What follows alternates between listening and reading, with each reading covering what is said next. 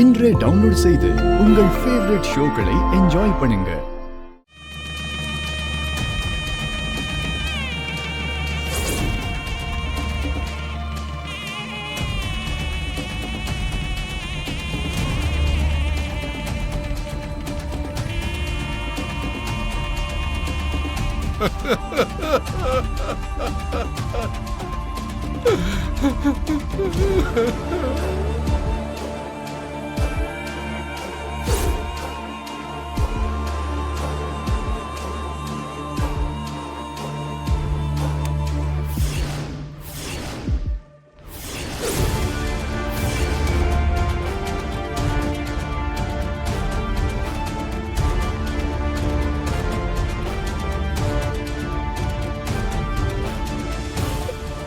என்ன இது பாலு?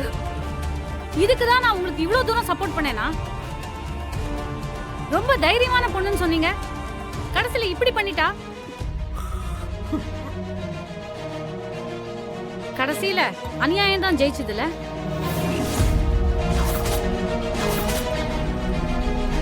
கிருபா, கண்டிப்பா ஒரு நாள் நீ மாட்டு வைப்பாரு.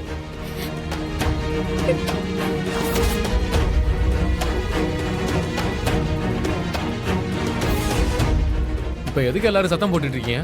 கொஞ்சம் அமைதியா இருங்க. அதான் கல்யாணம் முடிஞ்சிருச்சுல, அப்புறம் என்ன?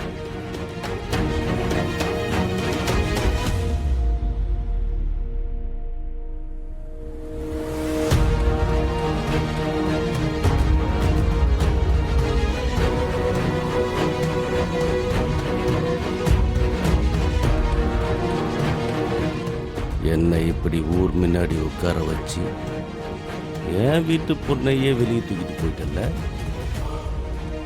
இப்போ நீ ரொம்ப ரொம்ப ஆசையாக வச்சிருந்த பாரு வீடு, அதை செங்கல் செங்கலா பிரிச்சு தரமட்டமாக்க போற. உங்க அக்கா அவன் மாமியாருக்கு கொடுக்க வேண்டிய 10 லட்சத்தையும் நீ என் வீட்டுக்கு வந்து எப்படி நடந்துக்கிறத பார்த்துட்டு தான் தர முடியும். அது வரைக்கும் உன் அக்கா வாழா வெட்டியா உன் வீட்டில் தான் இருப்பா. இனிமே நீ அடிமை.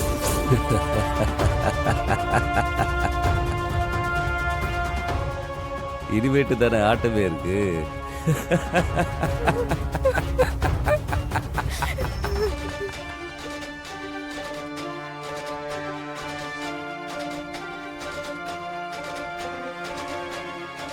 கர்ணா, கல்யாணம் நல்லபடியா முடிஞ்சிருச்சு. தம்பதியா வீட்டுக்கு வந்து சேரு. வரட்டா?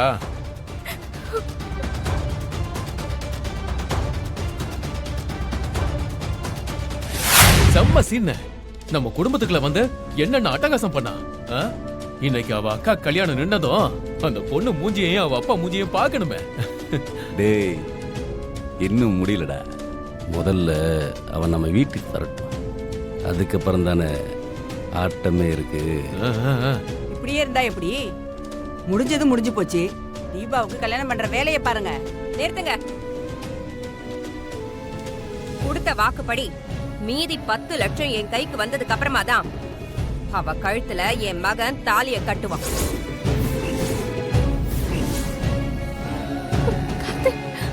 அப்பதான் என் மருமகளா என் வீட்டுக்கு வந்து என் மகன் கார்த்தியோட அவ வாழ்வா. இல்லன்னா அது வரைக்கும் அவ வீட்லயே இருக்கட்டும். சரிதானே கார்த்தி? என்ன சொல்ற?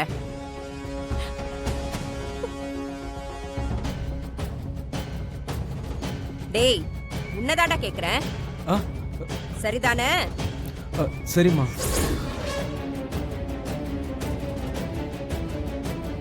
இது நியாயமே இல்ல சம்மந்தி. தீபா என்ன பண்ணா? அவ கல்யாணம் நடக்கட்டுமே, சொன்ன மாதிரி பணத்தை கொடுத்துருவோம் சம்மந்தி. அதுக்காக கல்யாணத்தை நிறுத்த வேண்டாம். இங்க பாருங்க, தேவகி சொல்றதுதான் சரி. எல்லாத்தையும் ஏற்பாடு பண்ணிட்டு சொல்லுங்க.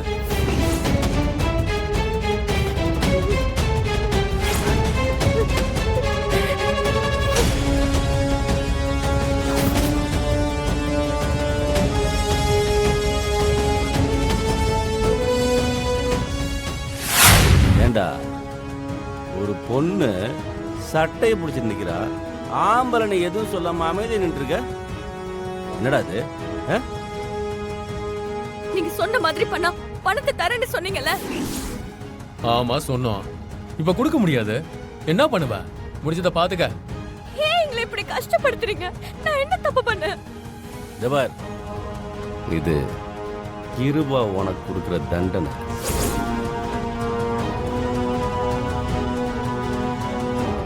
ஊர்ல உள்ளவங்களாம் என் பேரை கேட்டாலும் நடுங்குவானுங்க. எனக்கு எதிரா ஒருத்தன் கூட வாயை திறந்ததில்லை. ஆனா நீ ஒரு பொம்பளை, இதெல்லாம் தெரிஞ்சிருந்தும் என்னை எதிர்த்து என்னென்ன பண்ண, எவ்வளவு அசிங்கப்படுத்தின. அண்ணே, இவ எல்லாமே தெரிஞ்சுதானே பண்ணிருக்கா. ஜபார், இப்ப எல்லாத்துக்கும் மேல எங்க கட்டுப்பாட்டை மீறி எங்க பொண்ணை வெளியே கூட்டு போய் படிக்க வச்சிருக்க. இதுக்கெல்லாம் சேர்த்து உனக்கு ஒரு பாடம் கத்து கொடுக்கத்தான் இவனை வச்சு உன் கழுத்துல தாலி கட்ட வச்சு.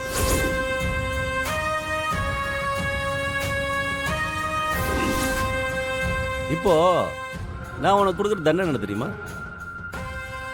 நீ என் வீட்டுக்கு வந்து நல்ல மருமகளா இல்ல நல்ல வேலைக்காரியா இருந்து எங்க வீட்டு கட்டுப்பாடுகளுக்கெல்லாம் கட்டுப்பட்டு நல்ல பேர் எடுத்தனா,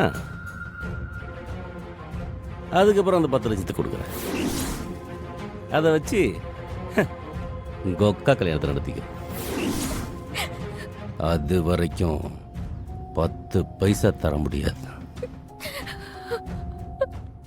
நாங்க பேசுனபடி உனக்கு 10 லட்ச ரூபா கொடுக்க முடியாதுன்னு சொல்றதுக்கு காரணம் யார் தெரியுமா? உன் தொங்கச்சி.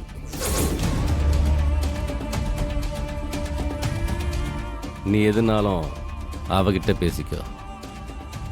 நாங்க சொல்ல வேண்டியதெல்லாம் எல்லாம் அவட்ட சொல்லியாச்சு. எங்க கிட்டலாம் நீ எதிர்த்து பேசவே கூடாது. டி பாவி பாவி, உன் கல்யாணத்தை நடத்திட்டு என் கல்யாணத்தை நாசமாக்கிட்டல. எனக்கு என் கல்யாணம் எவ்வளவு சந்தோஷமா இருந்துச்சு தெரியுமா? என் கழுத்துல ஏற வேண்டிய தாலி ஏறாம நின்னு போச்சு. இதுக்கப்புறம் நான் உயிரோட இருந்து என்ன பிரயோஜனம்? இதுக்கப்புறம் நான் எதுக்கு பாரமா இருக்கணும்? பேசாம நான் செத்து தொலைறேன். அக்கா, அக்கா, தீபா! தீபா! டேய், அவளுக்கு வேற வழியே இல்லடா. நமக்கு அடங்கி நம்ம வீட்டுக்கு வந்துதான் ஆகணும். ஒன்றும் அவசரம் இல்லை. பொறுமையா இருந்து இந்த டிராமாவை முடிச்சுட்டு அவளை வீட்டுக்கு கூட்டு வந்து.